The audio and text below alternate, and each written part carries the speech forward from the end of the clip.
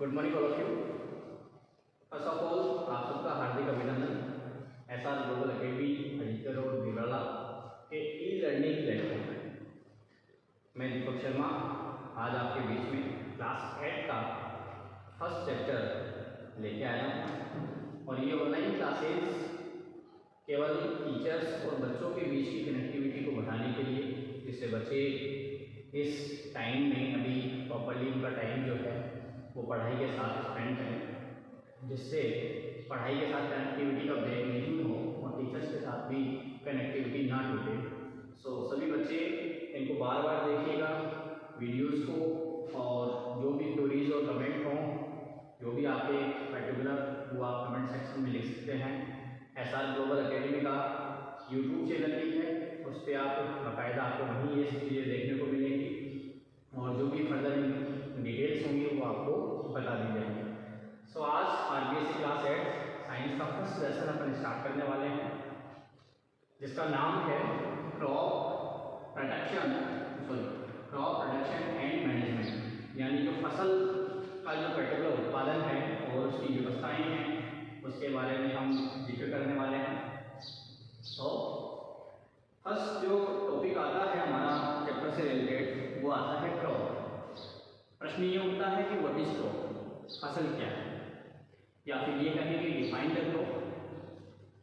Crop को परिभाषित कीजिए। तो स्टार्ट करते हैं। Plants of the same kind that are grown and cultivated as a source of food in a large cultivable land is called crop. यानी पौधे जो हैं, जो एक ही प्रकार के होते हैं, एक ही जैसे दिखने वाले होते हैं, एक ही प्रॉपर्टीज वाले होते हैं, उनको उगाया जाए किसी particular and cultivated as a source of food, और भोजन के स्रोत के आधार पर उन्हें लगाया जाए एक ही पर्टिकुलर फील्ड में, जैसे लार्ज कल्टिवेबल लैंड जिसे कह सकते हैं, एक ही खेत में उन्हें लगाया जाए।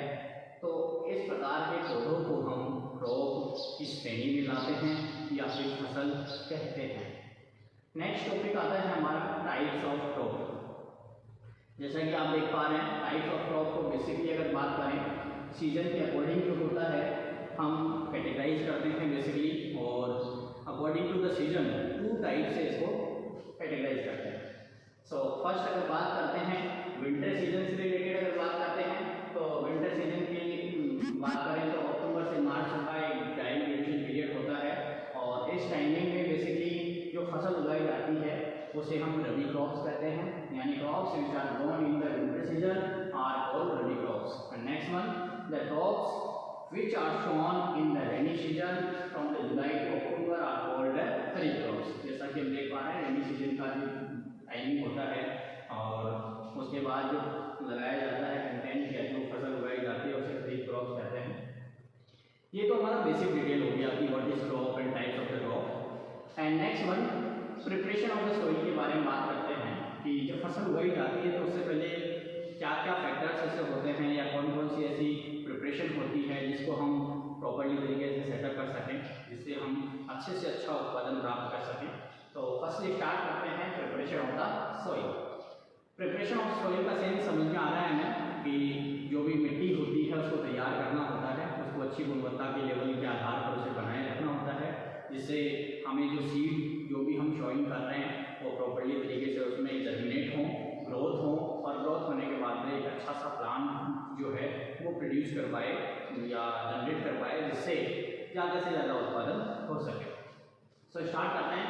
Preparation of the soil is the first step in cultivating crop और फूड प्रोडक्शन। यदि हम बात करें भोजन के उत्पादन के आधार पर अगर चर्चा करते हैं तो सबसे पहली स्टेप जो होती है हमारी एग्रीकल्चर सेक्टर की वो होती है प्रिपरेशन ऑफ द सॉइल। ये फर्स्ट स्टेप होती है cultivating crop for food production के लिए। Second, the soil is prepared for sowing the seeds of the crop. और जो मिट्टी होती है उसको प्रिपेयर करने के बाद हम क्या करते हैं, प्रिपेयर का उद्देश्य क्या होता है, उसमें बीज बोया जाता है, उसमें सीड शोइंग की जाती है, उसका एक मुख्य उद्देश्य ये होता है। एंड नेक्स्ट कंटेंट है कि this is carried out using the various process and the tools. और ये सारा जितना भी प्रक्रम है, ये जितनी भी सारी ये कह सकता हूँ प्रैक्टिसेज हैं, उन सबको हम डिफरेंट टूल्स और डिफरेंट जो प्रोसेस होते हैं उनके द्वारा the soil is called tilling or plowing and is done by using a plow. एक हल के द्वारा बेसिकली जो है जो फील्ड होता है, फील्ड की सॉइल होती है, उसको लूजन और टर्निंग करने के लिए, उसे रोटेट करने के लिए जो है हम प्लो की हेल्प लेते हैं, प्लोइंग प्रेसेस का यूज़ करते हैं, टिलिंग प्रेसेस का यूज़ करते हैं। और जिस प्लो की अगर बात कर रहे हैं अपन, तो उस प्लो में अगर बात करें, प्लो एक प्रकार का डिवाइस होता है। Plough is a device that is used by a farmer for different purpose such as adding of fertilisers, tilling and loosening of the soil. जैसा कि हम देख रहे हैं, प्लो एक प्रकार का डिवाइस है जो कि किसान के द्वारा यूज किया जाता है, और वो भी डिफरेंट वर्किंग के लिए, डिफरेंट पर्पज़ के लिए। इसमें adding of fertilisers, tilling, loosening of the soils, ये डिफरेंट जो पर्पज़ हैं उनको हम यहाँ बता रहे हैं कि फर्टिलाइजर्स यानी जो रासायनिक खाद होता है, फर्टिलाइजर्स होता है, उसको ऐड करने में, टिलिंग करने के लिए, लूजनिंग करने के लिए सॉइल को, ये इसके लिए पर्टिकुलर फ्लो का यूज़ किया जाता है। एंड इसी के साथ साथ it is also used for adding fertilizers to the soils. यदि हम बात करें, यहाँ फर्टिलाइजर्स को इंक्लूड, सॉइल में इंक्लूड करते हैं, उसके साथ साथ रिमूविंग वीड्स एंड जितनी भी खरपतवार होती है, जितने भी अनवांटेड प्लांट्स होते हैं, उनको रिमूव करने के लिए, स्क्रैपिंग ऑफ द सॉइल को, यानी कह सकता हूँ सॉइल को स्क्रैप करने के लिए भी पर्टिकुलर क्या किया जाता है, प्लो का यूज किया जाता है। Next, the plough shares is the triangular iron strip. जैसे कि हल होता है, तो हल के टॉप लेवल के ऊपर या फिर बॉटम वाला जो सेक्शन होता है एंड उसका एंडिंग सेक्शन होता है प्लो शेयर, उस पर ट्रायंगुलर यानी त्रिकोण आयरन एक स्ट्रिप लगी होती है। प्लो की एक प्रकार से कह सकता हूँ कि डिजाइन होती है। एंड प्लो साफट जो होती है बेसिकली प्लो के साथ अटैच होती है, हल के साथ अटैच होती है, जो सामान्यतः लकड़ी की बनी होती है। द अदर एंड जो है साफट का, वो एक पर्टिकुलर हैंडल के साथ कनेक्ट होता है, और अदर एंड जो है वो अटैच ए बीम, और एक बीम के साथ इसे कनेक्ट करवाया जाता है अदर एंड को, जो बेसिकली बुल्स की जो नेक होती है, गर्दन होती है, उसके ऊपर रखा जाता है। Next, a wooden and traditional plow can be operated by a pair of an axe and a man। यानी अगर वुडन के बारे में हम बात कर रहे हैं, जैसे प्राचीन समय में जो हल हुआ करते थे, वो बेसिकली लकड़ी के बनाया करते थे, और एक जो पेयर ऑफ ऑक्स जो है, यानी कह सकते हैं कि जोड़ा, बैलों का जो जोड़ा होता था, वो उसे क्या करता था, कैरी करता था, खींचता था। एंड नेक्स्ट,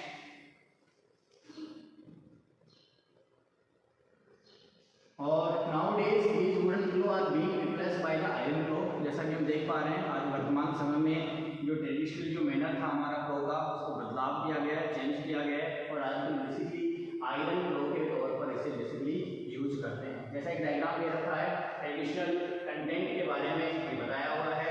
ये हल का लोअर सेक्शन होता है, जैसे कि मैंने कहा था, ट्रायंगुलर एक आयरन स्ट्रिप होती है, तो देखिए आप अच्छे से, ये ट्रायंगुलर एक स्ट्रिप लगी हुई है, एंड इसी के साथ इसकी कनेक्टिविटी जो होती है बेसिकली वो हमारे साथ एक हैंडल यहाँ जुड़ा होता है, जिसको हम होल्ड करते हैं या फार्मर होल्ड करता है, एंड इसके साथ एक एंडिंग पोर्शन यहाँ से जो स्ट्रिप जुड़ी होती है, ये पूरी की पूरा एक कह सकते हैं कि एक प्रकार की साफट होती है जिससे कनेक्टेड होता है ये प्लो।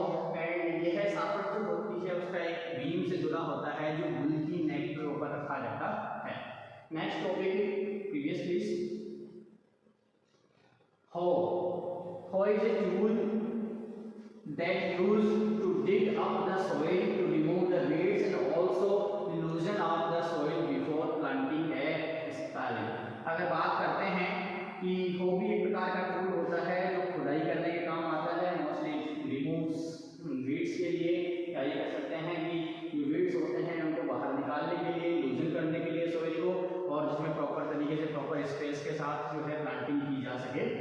नेक्स्ट, जैसे देखिए एक पर्टिकुलर एक डायग्राम दे रखा है इस टूल का, और जिसे आप प्रॉपर्ली तरीके से समझ पाएंगे। एंड नेक्स्ट जो टॉपिक आता है हमारा cultivator. A cultivator is attached to the tractor and the helps in loosening soil। एक कल्टीवेटर जो होता है बेसिकली वो अटैच होता है ट्रैक्टर के साथ, जैसे कि आप देख पा रहे हैं ड्राइंग में एक डायग्राम दे रखा है जिसमें बैक रेड जो पोर्शन दिखाई दे रहा है, ये पूरा का पूरा ये आपके पास कल्टीवेटर का सेक्शन है जो किससे अटैच होता है, ये ट्रैक्टर से अटैच हो पा रहा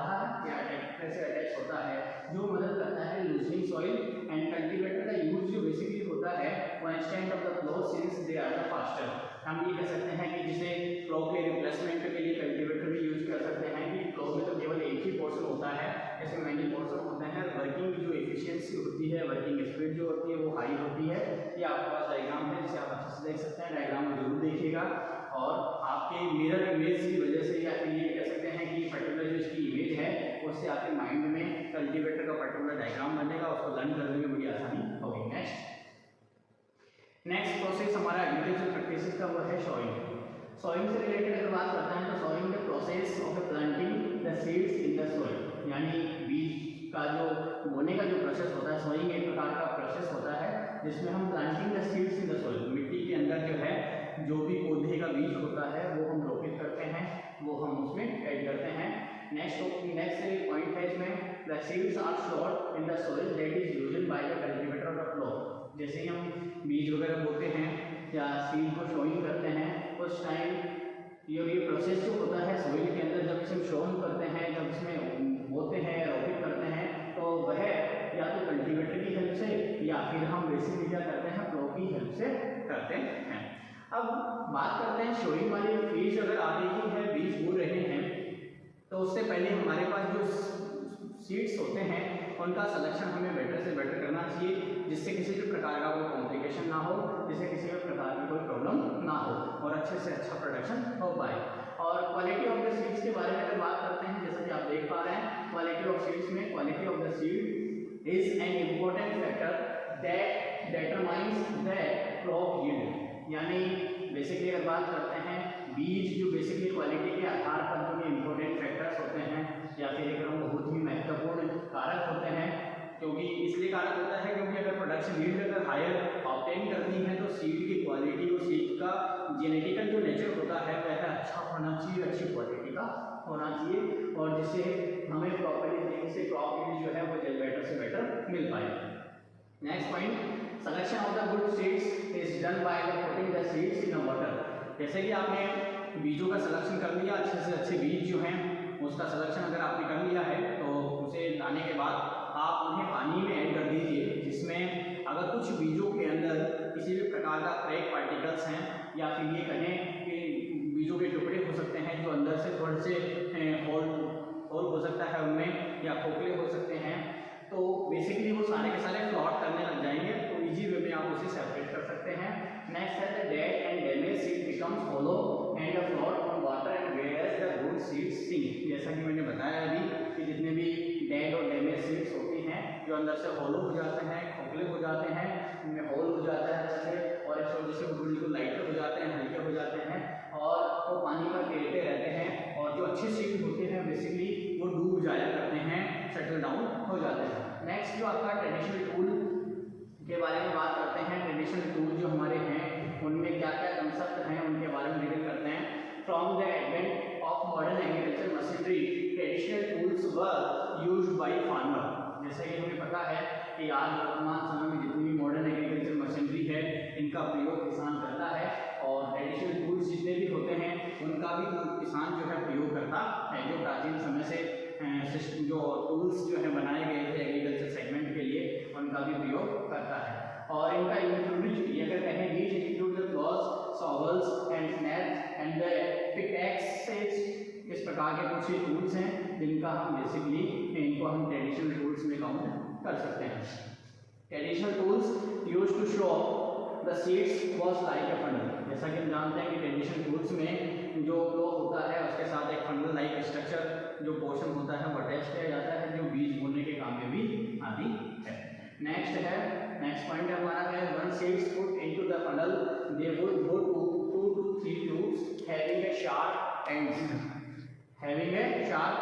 अगर हम बात कर रहे हैं वन सीड्स की अगर बात करें, बीज जो होते हैं बेसिकली हम अगर फनल के अंदर ऐड कर रहे हैं, फनल के अंदर उसको इंक्लूड कर रहे हैं, तो basically they are would go to 2 to 3 tubes.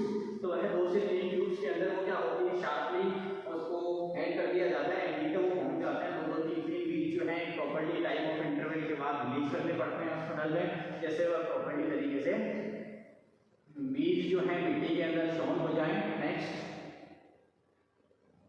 The ends will be passed into the soils and the place of the seeds there। और जो अंतिम भाग होता है वो ट्यूब या अप्रोक्सीमेट मैक्सिमम जो सीड्स होते हैं वो एक साथ रिलीज ना हो, सीक्वेंस से वो एक पर्टिकुलर टाइम ऑफ इंटरवल के बाद ही वो पर्टिकुलर रिलीज हो। नेक्स्ट टॉपिक हमारा आता है सीड ड्रिल। जैसा कि आप देख पा रहे हैं सीड ड्रिल से रिलेटेड, सीड ड्रिल्स का बेसिकली यूज जो होता है यानी seed drills are used for the sowing with the help of the tractors, यानी ट्रैक्टर्स की मदद से जो है बेसिकली सीड ड्रिल्स का यूज किया जाता है। It ensure that the seeds are sown uniformly at a particular depth and are covered by soil after soil. और हमें ये इंश्योर करना होता है कि जो बीज जो उगाए गए हैं वो यूनिफॉर्मली हैं सीड ड्रिल्स की वजह से। सीड ड्रिल्स जो है बेसिकली कह सकते हैं कि एक प्रॉपर डेप्थ और प्रॉपर टाइम ऑफ इंटरवल को मैनेज करने का काम करते हैं।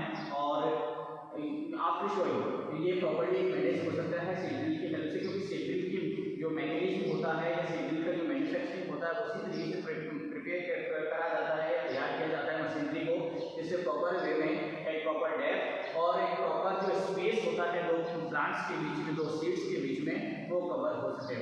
नेक्स्ट आता है नर्सरी से रिलेटेड टॉपिक आ रहा है आपके पास। नर्सरी वाला जो कंटेंट जैसे कि हम देख पा रहे हैं, नर्सरी जो प्लेस, नर्सरी एक ऐसा प्लेस होता है या एक ऐसा स्थान है where young plants and trees are grown for the planting elsewhere, जहाँ जो यंग प्लांट होते हैं वो बेसिकली उगाए जाते हैं, इलेक्ट किए जाते हैं, पौधे उगाए जा रहे हैं। और प्लांटिंग एल्सवेयर यानी दूसरी जगह पौधों को रोपित करने के लिए दूसरी जगह पौधे जो है बेसिकली वो लगाए जा सकें, वो नर्सरी के द्वारा। और नर्सरी के बारे में आप सबने सुना भी होगा, वहाँ पे डिफरेंट टाइप की वेराइटीज़ के प्लांट्स भी इजीली मिल जाते हैं और उनको आप अपने घर में लगा सकते हैं। और nursery act as a repository of the saplings. यदि हम बात करें नर्सरी से रिलेटेड, तो नर्सरी एक प्रकार से कह सकते हैं कि एक सोर्स है हमारे पास जिसमें वेराइटीज़ ऑफ द प्लांट्स जो हैं उनका एक ही जगह कलेक्शन होता है और वह प्रॉपर सेगमेंट में डिफरेंट वेराइटीज़ वाले जो सीड्स होते हैं उनको जनरेट करके उनसे प्लांट तैयार करवाए जाते हैं। नेक्स्ट कंटेंट आता है germination of the seeds. Germination of the seed happens when the seed is sown in the land and water. Germination जो होता है सीड का, जैसा कि आप लोग सब जानते हैं, सीड का जर्मिनेशन का मतलब बीज का अंकुरण होना। और बीज के अंकुरण की जो घटना होती है बेसिकली वो हम क्या करते हैं, बीज को जब बोते हैं और उसके बाद लैंड जो होता है उसमें स्मॉल वाटर वगैरह सप्लाई होता है, थोड़ा सा मॉइस्चर से कॉन्टैक्ट में आता है, तो सीड के आउटर पॉट जो होता है वो स्वेलम हो जाता है, फूल जाता है और जो बीज होता है उसमें से जर्मिनेशन स्टार्ट हो जाता है। A plant start to emerge from the seeds and they start to grow। और एक पौधा जो होता है बेसिकली इस जर्मिनेशन वाले फेज के अंदर जो है थोड़ा स्मॉल लाइक स्ट्रक्चर, जैसे अपन ये कह सकते हैं रूट जो मैनर जो होता है बेसिकली, यानी रूट लाइक स्ट्रक्चर जो होती है वो जनरेट होती है। इसके अलावा जो स्टेम का वाला सेक्शन होता है वह भी जनरेट होता है, जो अबव द अर्थ लेवल या ये अबव द सॉइल लेवल और बिलो द सॉइल लेवल जो होता है वो रूट लेवल होता है। ये दोनों जनरेट होते हैं और दोनों ग्रोथ करते हैं, start to the growth. And next topic हमारा आता है adding manures and next topic हमारा मैन्योर्स एंड फर्टिलाइजर्स। और जैसा कि आप देख पा रहे हैं मैन्योर्स के बारे में बेसिकली आपने पढ़ा हुआ भी है प्रीवियस क्लासेज में भी। मैन्योर्स जो होती है जो नेचुरल प्रोसेस से बनी हुई खाद होती है उसे हम मैन्योर कैटेगरी में इंक्लूड करते हैं। एंड नेक्स्ट वन जो होता है आपके पास फर्टिलाइजर्स। फर्टिलाइजर बेसिकली जो केमिकल इंडस्ट्रीज वगैरह में प्रिपेयर किया जाता है उसे फर्टिलाइजर्स कहते हैं। मैन्योर्स के बारे में डील करते हैं एक एक करके, दोनों के बारे में क्या मतलब मैटर होता है, बेसिकली फार्मर्स के लिए कितना उपयोगी होता है और किस तरीके से इन्हें प्रिपेयर करवाया जाता है इंडस्ट्रीज में। Manures and fertilisers are the substance that are added to the soil to increase their fertility. यानी जो मिट्टी होती है, सॉइल होती है, फील्ड सॉइल्स होती है, फील्ड के अंदर जो मिट्टी होती है उसमें मैन्योर्स और फर्टिलाइजर्स के सब्सटेंस को जब ऐड किया जाता है तो वहाँ की फील्ड की जो सॉइल की जो फर्टिलिटी होती है वो इंक्रीज हो जाती है। वाइल जबकि manures are made by decomposition of organic substance, fertilisers made of inorganic chemicals. यदि हम बात कर रहे हैं मैन्योर से रिलेटेड, जबकि हम बात करें मैन्योर जो होता है आर मेड बाय डिकम्पोजिशन, यानी डिकम्पोजिशन प्रोसेस के द्वारा जो है मैन्योर्स प्रिपेयर होते हैं, तैयार होते हैं। और ऑर्गेनिक सब्सटेंस, जितने भी ऑर्गेनिक सब्सटेंस होते हैं, कार्बनिक पदार्थ होते हैं, उनका डिकम्पोजिशन होता है, उनका विघटन होता है, लार्ज पार्टिकल्स होते हैं, लार्ज मॉलिक्यूल्स होते हैं, उनसे ब्रेक डाउन होकर वह स्मॉलेस्ट मॉलिक्यूल्स में कन्वर्ट होते हैं। तो ये प्रोसेस डिकम्पोजिशन प्रोसेस कहलाता है। और फर्टिलाइजर्स बेसिकली इनऑर्गेनिक केमिकल्स होते हैं जो कि केमिकल इंडस्ट्रीज में बनाए जाते next difference between the manures and fertilisers, जैसा कि आप देख पा रहे हैं नेक्स्ट हेडिंग हमारी difference between the manures and fertilisers है। इन दोनों के बीच का डिफरेंसेस हमको डिफ्रेंशिएट करना है प्रॉपर्ली तरीके से कि मैन्योर्स का वर्किंग क्या है, मैन्योर्स में कंपोनेंट्स क्या होते हैं, मैन्योर्स का यूज कहाँ होता है, मैन्योर्स किस तरीके से मैनर में यूज हो पाते हैं, ऐसे ही फर्टिलाइजर्स। तो स्टार्ट करते हैं फर्टिलाइजर्स और मैन्योर्स में। जैसा कि आप फर्स्ट कॉलम देख पा रहे हैं फर्टिलाइजर्स के बारे में लिखा हुआ है, और सेकंड कॉलम जो मेरे यहाँ साइड में देख पा रहे हैं वो है टोटल मैन्योर्स का। फर्टिलाइजर्स का फर्स्ट पॉइंट जो है fertiliser is an inorganic salt. Fertiliser क्या है, एक इनऑर्गेनिक सॉल्ट होता है। ऐसे ही मैन्योर्स के बारे में बात किया जाता है, यह ऑर्गेनिक मैटर से बना हुआ प्रिपेयर हुआ पार्ट होता है, जो कि वेस्टेज ह्यूमन वेस्टेज हो गया, इसी तरीके से एनिमल वेस्टेज जो होते हैं एंड इसके साथ साथ फार्म वेस्टेज वगैरह जो होते हैं उन सबको कंबाइंड करके इंटीग्रेट कर दिया जाता है, जिससे डिकम्पोजिशन प्रोसेस या विक्टिंग प्रोसेस के बाद वह सिंथेसिस सब्सटेंस में कन्वर्ट हो जाता है। नेक्स्ट पॉइंट हमारा आता है fertilisers are manufactured in the factories. हमें पता है कि जितने भी केमिकल इंडस्ट्रीज होती हैं उनमें बेसिकली कुछ इंडस्ट्रीज में ये फर्टिलाइजर्स तैयार किए जाते हैं, और विशेष तौर से अगर हम बात करें इनको, जैसे यूरिया होता है NH2CO, NH2 इसका फॉर्मूला होता है, और प्रीवियस अगर टाइम में अगर बात करते हैं तो यूरिया केवल नॉर्मल फॉर्म में ही यूरिया होता था, बट इसमें किसानों को बड़ी किल्लत होती थी, यूरिया फर्टिलाइजेशन में मिल नहीं पाता था। बट गवर्नमेंट के द्वारा एक नया एक एडप जो है वो कर दिया, नीम कोटेड यूरिया जो है उन्होंने अभी सप्लाई करना प्रारंभ किया है, जिससे वो केवल और केवल किसानों के खेत में ही यूज हो सकता है। बाकी जो दूसरी इंडस्ट्रीज होती हैं उनमें वो यूज नहीं होता है। यहाँ हम देख पा रहे हैं कि मैन्योर्स बेसिकली जो है फार्म पर ही प्रिपेयर करवाए जाते हैं, तैयार किए जाते हैं। एंड नेक्स्ट तीसरा पॉइंट जो आता है हमारा fertilisers are added in comparatively smaller quantities. अगर हम बात कर रहे हैं बहुत ही स्मॉल क्वांटिटीज में ही यूज करना होता है, क्योंकि इनके अंदर जो इंग्रेडिएंट्स होते हैं वो सीधे जैसे नाइट्रोजन एलिमेंट्स होता है या फिर हाइड्रोजन है, ऑक्सीजन है, और भी डिफरेंट टाइप के जो एलिमेंट्स होते हैं उनकी पूर्ति के लिए बेसिकली इनका यूज किया जाता है। जैसे कि यूरिया का यूज बेसिकली अगर हम देखें तो नाइट्रोजन की पूर्ति के लिए, नाइट्रोजन जो होता है किसी भी प्लांट के लिए ग्रोथ सेक्शन के लिए बड़ा ज़रूरी होता है, इसलिए यूरिया ऐड किया जाता है। बट मैन्योर्स के अंदर क्या होता है, जो लार्ज क्वांटिटीज की डाली जाती है कि कंपोजिशन इसका फिक्स नहीं होता है, और इसमें जो इंग्रेडिएंट्स होते हैं, जो कंटेंट होते हैं, जो सॉइल की रिक्वायरमेंट के आधार पर वो प्रॉपर्ली तरीके से मिल पाए उन्हें। एंड इसी के साथ साथ लास्ट एंड फाइनल पॉइंट हमारा है fertilisers do not provide any humus to the soil. Fertiliser कभी भी सॉइल को ह्यूमस या फिर ये कह सकते हैं कार्बनिक लेयर जो होती है वो प्रोवाइड नहीं करवा पाती। बट अगर बात करते हैं मैन्योर्स के बारे में, मैन्योर जो है वह लॉट ऑफ ह्यूमस जो होती है वह सॉइल में प्रोवाइड करवाती है, और प्रॉपर्ली तरीके से ये कह सकते हैं कि पर्टिकुलर लेयर बन जाती है, जिसके वाटर होल्डिंग कैपेसिटी इंक्रीज हो जाती है, टेक्सचर जो नेचर होता है सॉइल का वो भी चेंज हो जाता है। सो बच्चों आज ये हमारा लेक्चर जो है यहीं तक है, और बाकी जो भी नेक्स्ट लेक्चर होगा, नेक्स्ट कंटेंट होगा, आगे का जो भी डिटेल्स होगी वो सब हम नेक्स्ट क्लासेज में पढ़ेंगे। इसी के साथ साथ आप SR ग्लोबल के ई लर्निंग प्लेटफॉर्म को बड़े ही ध्यान से देखिए, और इससे आपको बड़ा बेनिफिट होने वाला है। SR ग्लोबल अकेडमी का जो यूट्यूब चैनल है उसे आप लाइक करना ना भूलिए, शेयर करना ना भूलिए, और बेल आइकन पर प्रेस करना ना भूलिए, क्योंकि जितने भी मैक्सिमम वीडियोज आने वाले हैं उन तक आप जल्दी से जल्दी पहुँचें और अपना जो पढ़ाई है, अपना जो स्टडी है वो कंटिन्यू जारी रखें। Thank you and best of luck.